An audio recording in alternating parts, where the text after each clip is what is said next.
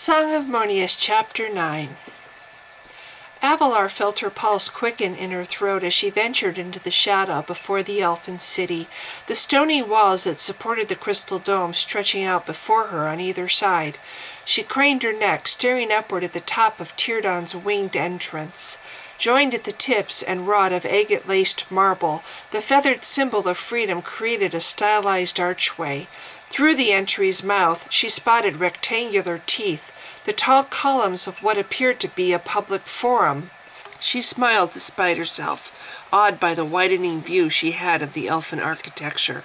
Overwhelmed as she was by the leaf-like pattern of the overlapping walls, she could almost ignore the tumult she caused as she strode into the city, the humans crowding to see her.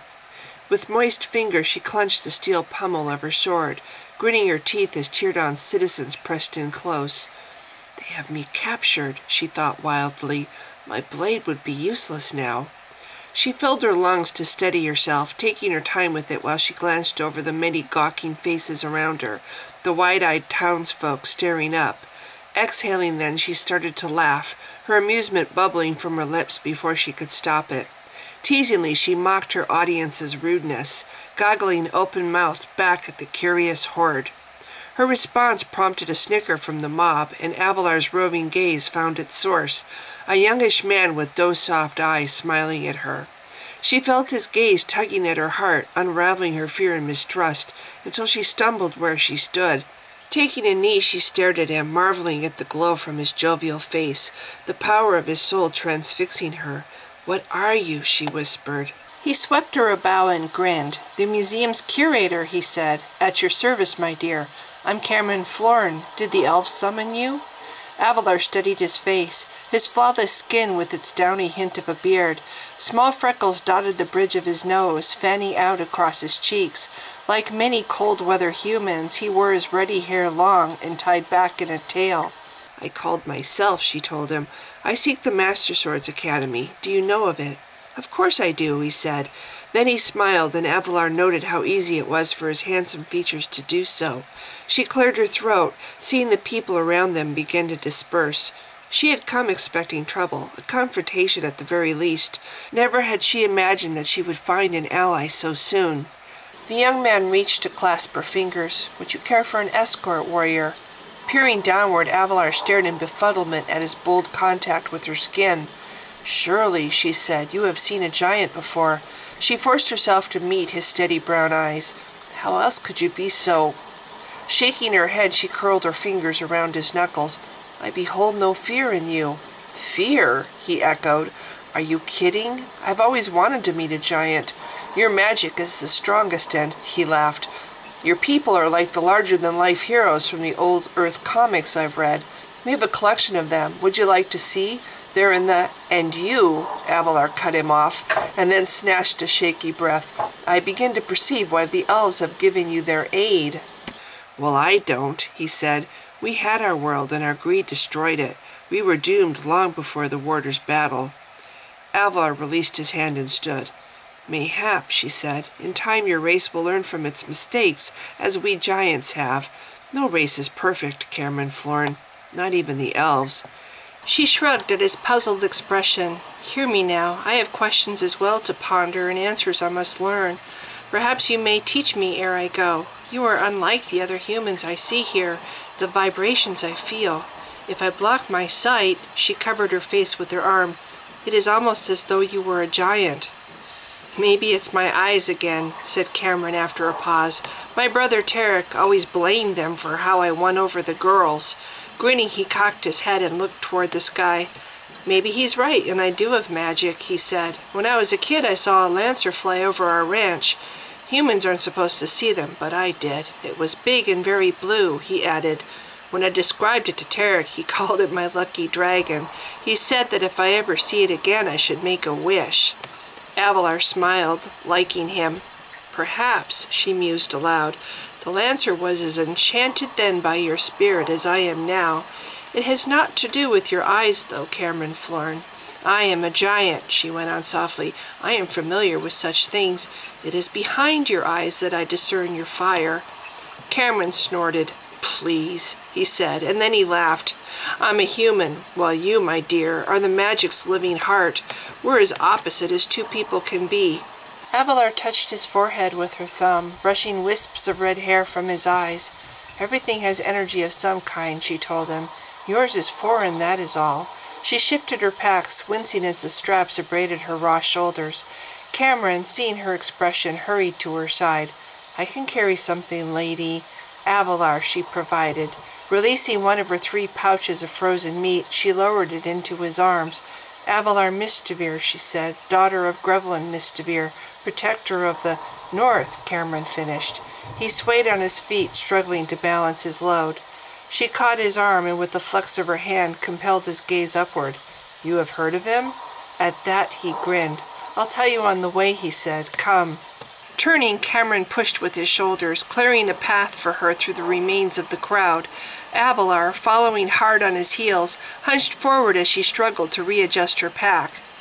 I know the names of many giants, said Cameron, raising his voice above the banter from the gaggle of children trailing behind. Working in the museum has taught me a lot about this world, he added. Grevlin Mistivir was a slave, was he not? Avalar sighed, her gaze lifting from the odd little girl staring wide-eyed beside her knee to the sparkling domes above her. Woven from strands of delicate crystal into an almost invisible shield, they stretched over the buildings and streets, protecting the city from snow. Indeed, Avalar nodded. She glanced about her as she walked, blinking at the sun's reflection, her tortured eyes finding its brightness everywhere. Most of the surviving slaves yet live, she continued, even after 400 cycles. Still, there are so few giants remaining that the magic protects us. It will not let my people die, nor will... Yawning, she shook her head. Once we reach maturity, our bodies just stop. We never see old age. As Avalar ducked around a bright red awning, again she caused a stir. With a piercing cry, a wire-haired dog shot off down the icy street. She observed with mild amusement the tiny black creature scurrying away, and then stared beyond it. What is that? She motioned to a lofty structure that dominated the square. Her gaze lingered on the central statue in the courtyard before the tall building, a large white raptor with its wings spread wide, its silver talons curled around a gildstone disc representing the sun. Cameron followed her stare. That, he said proudly, is the museum where I work. Impressive, isn't it? Together they circled the monument. Avalar, turning her head, watched the children race with an excited clamor to climb the stones cemented and wired in place beside the sculpted bird. Children, you know the rules, Cameron called in a firm voice. Not without your parents. He stopped with his hands on his hips, waiting and tapping his foot until the last child, the inquisitive little girl, trundled off. We call those the viewing rocks, Cameron explained to Avalar. And that, my dear giant, he pointed to the nearby raptor, honors Teardon's builder. He was a winged elf, they say, unique to this world and not from it. He was young when he built this city, but still very powerful. So it would seem. Avalar smiled to herself and risked a glance skyward. Can you see me, Panu, she thought, here among the humans and endangering myself? I know how your ice mirror lets you glimpse anyone. Father told me. Cameron stopped and motioned to the museum. The wedge-shaped structure crouched atop a fleet of stairs, its alabaster pillars holding high its conical roof. Do you want to see inside? We have fabulous treasures within, honoring all of the cultures on Thalos. Avalar winced at her aching neck. I would like that very much, Cameron Florin, she said. Once again she shifted her pack, wriggling her shoulders to adjust the weight. Mayhap once I am settled. Turning, she surveyed the immaculate city, a place few of her people, if any, had seen in hundreds of years. If I am settled, she corrected herself, for I know not if the elves will approve of my presence here. He reached to clasp her wrist. Of course they'll welcome you. You're a giant. How could they not? Avalar paused, admiring the museum's walls, the intricate weave of granite and harvested gildstone that marked it as Panu's work. Elves will always strive to protect giants, she said. The heiress might try to force me home. Cameron, releasing her, scrambled up the overlapping boulders beside the statue. He stopped as he reached the level of her head to set her bundle down. Grinning, he flopped onto his stomach across an overhang of rock and then raised his forearms to prop up his chin. I'll never understand it, he said over his folded hands. Why do the elves consider humans a threat to giants? Your males are almost twice our size. Is it because we warped the old magic? Is that it? Well, we don't touch it, he said. In fact, we avoid contact with your native creatures as much as we can so that we don't interfere. With a grimace, he waved a hand at the people in the square. Look around you, giant. Do you see anything that is magical? No. Rakahare in the fields have more power than we do. Avalar's mood darkened as she considered his lopsided grin. Deliberately, she shrugged off her pack, arranging her thoughts as she strove to rest her shoulders. You are young, she chided, as am I. Bethink you. She shot him a glare. Some of you did touch our magic once, and with it you enslaved us, tortured us. By calling yourselves powerless, you demean all my people. Cameron shifted forward where he lay, his brown eyes fierce as his gaze probed hers. But how is it fair to us that we have to live apart? He asked. There are no giant slavers anymore. Think of what we could gain from each other, my dear. If your people came to Thalos, you have your memories, history more ancient than the elves, and we humans have insights to contribute to the knowledge we've preserved from our forebears. Avalar cleared her throat. Forgotten was cheered on, its beauty and majesty. Even the winged statue honoring Panu blurred from her sight, replaced by the blazing spirit she glimpsed before her. My people have no interest in the wisdoms you have gleaned from the earth, she said, and then drew a slow breath, regretting the harshness of her words. She remembered Cray, how her initial reactions to the child's people in Faranth had been violent as well. It is the memories again, she realized sadly. Oh, Grevlin, my father, how much your tribulations plague me now. It has been 400 cycles since you escaped your chains, yet still I feel your turmoil. Cameron winced, yet his smile remained steady. Not all of our advancements are harmful to this. He stopped, seeing her expression. I'm sorry, my dear, he said. I can see that I've made you uneasy. If you could, though, please explain one thing for me. Why must the giants live isolated now? What is it the elves fear? If I were older, I would never. Avalar scowled at the stone beneath her tired feet. The flat white granite was dry around the statue, shielded by the dome's arch above. Cameron, tucking his knees under his stomach and chest, rolled himself backward to sit on the protruding rock, his legs folded to the side. What? He asked. She snatched her gaze to his face. Tell anyone, she said. It is not a thing we giants discuss, Cameron. It is a weakness of ours, a defect, some might say. It captures two spirits and makes them one, altogether dependent upon each other. The elves are fearful, she persisted, because my people are rare now on this world, and because Talankai's survival, its power, depends on giants. So now we have restraints upon our hearts, placed there by our magic at the urging of the elves. Avalar glared at the raptor statue. Even still, she continued, this does not stop a giant from bonding with an outsider. This fate befell my father when he bonded to an elf, and I, she frowned, am forced to witness his pain whenever they part. Again she paused, lifting her hand to massage the tightness she felt in her throat. I have often tried. Avalar? Cameron touched her raised hand, and she, desperate to avoid the depths of his gentle regard, focused on his furrowed brow instead of his eyes. I know what friend bonding is, he said. There's no need to explain it further, not if it hurts you. She lowered her gaze to meet his regard. Then you do understand, she said. He blinked. I do? A heart cannot be fettered. Avalar drove her focus deep into his puzzled stare. Nor can it be controlled.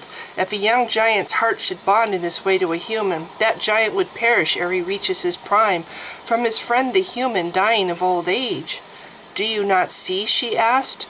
No giant can die while we are yet so few. The magic needs us.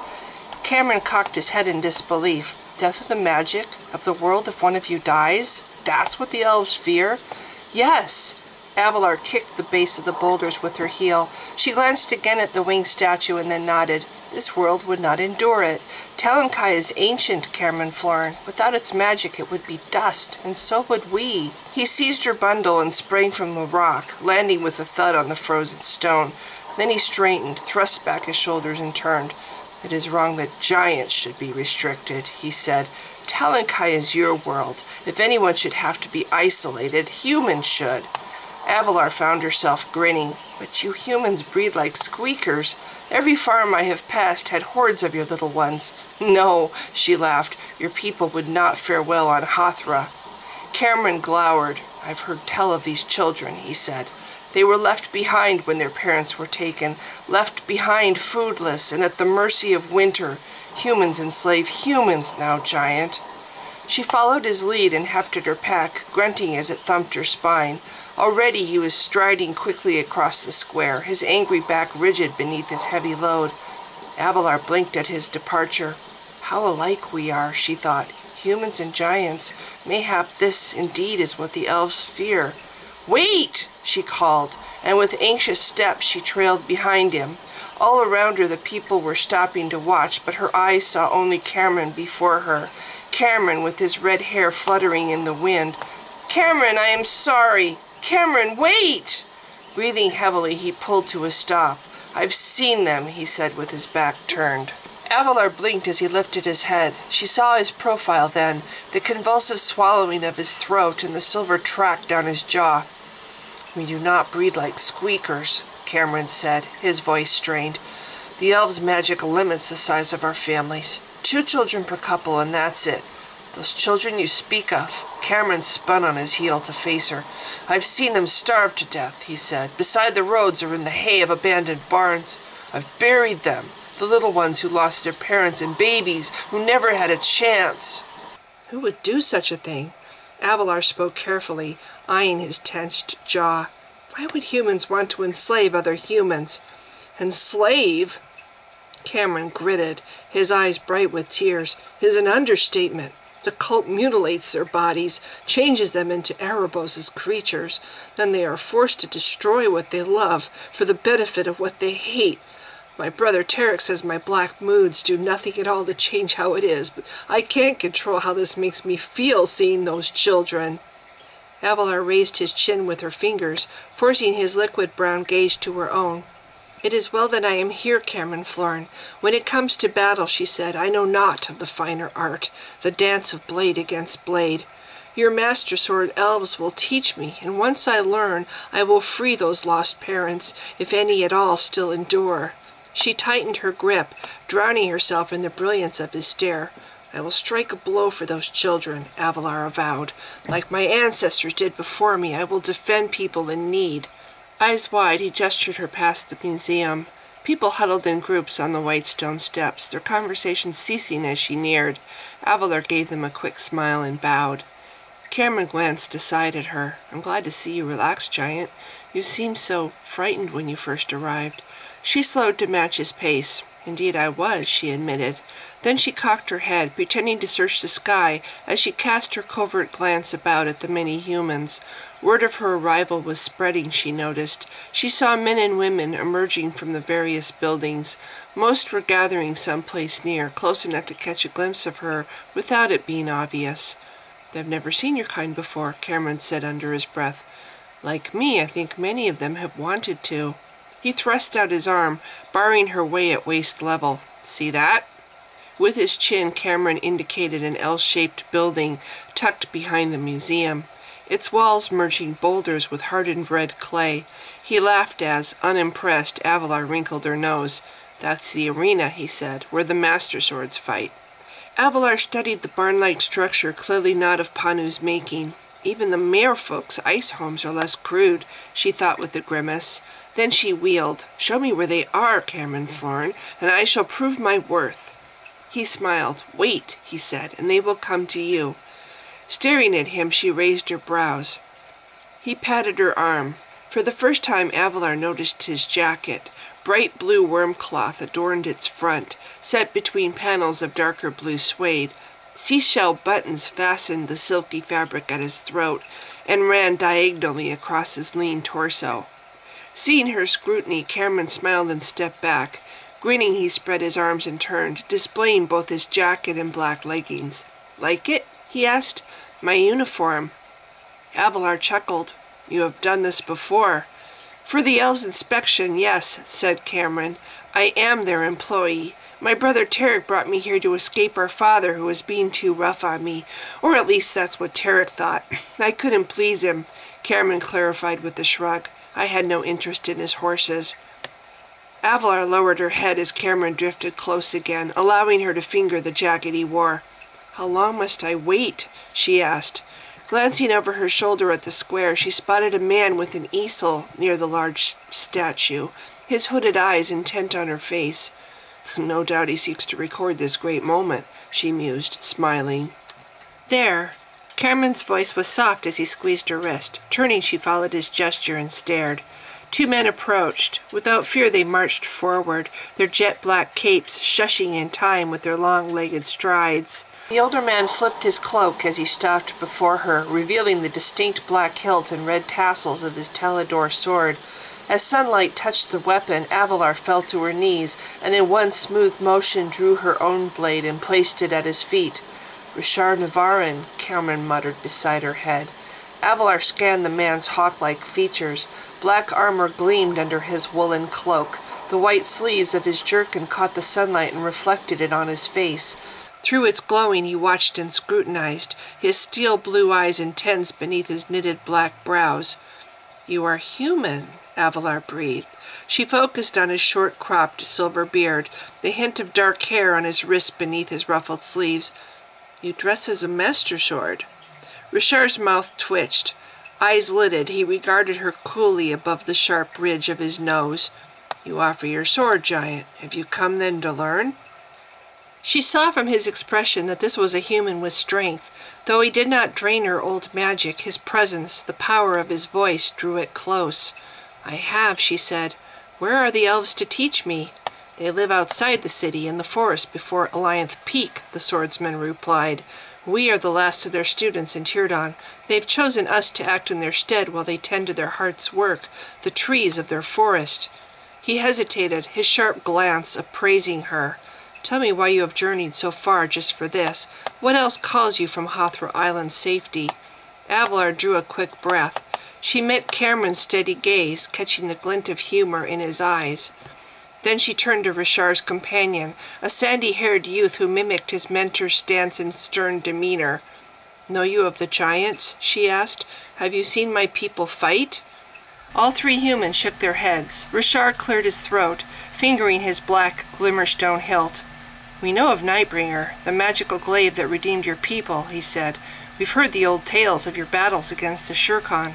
Still, none of us has seen a giant. In fact, we've doubted you exist. Avalar lifted her sword, climbing again to her feet. Well, we do, she said, despite the slavers, and we fight like this. She demonstrated, exaggerating her movements as she cut the air with a firm, level sweep. Our weight follows our stroke. We drive the thrust hard with our backs and shoulders. I call this fighting with power, she said, yet without precision. It works well against the Sunderkhan.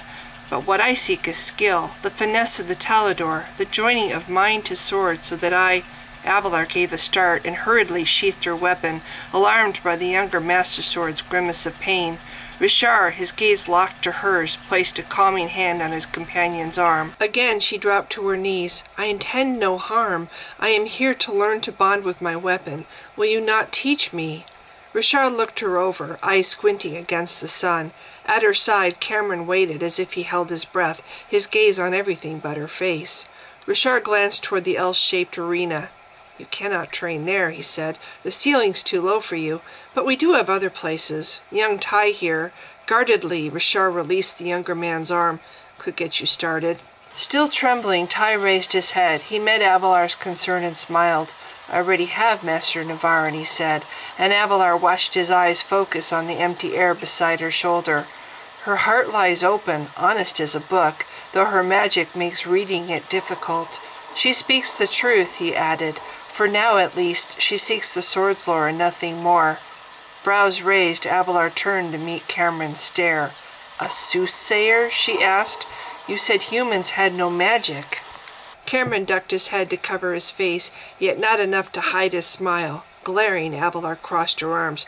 I am not amused, Cameron Florin. I have heard of new magic, powers from beyond our world. It is a grave threat. If this human— Relax, giant. Cameron grabbed her wrist. His magic comes from his mind and heart, as we discussed. You are safe, believe me. Ty stepped close and looked up, and Avalar found herself staring, entranced by the young man's gildstone-colored eyes. "Come," he said. "There are rooms in this city intended for giants that go unused. Please allow me to guide you. I will explain along the way the first stages of the Talador." Catching Cameron's wink, Avalar bent to retrieve her packs. "Go," Cameron said with a laugh. "Your dance awaits you, my dear."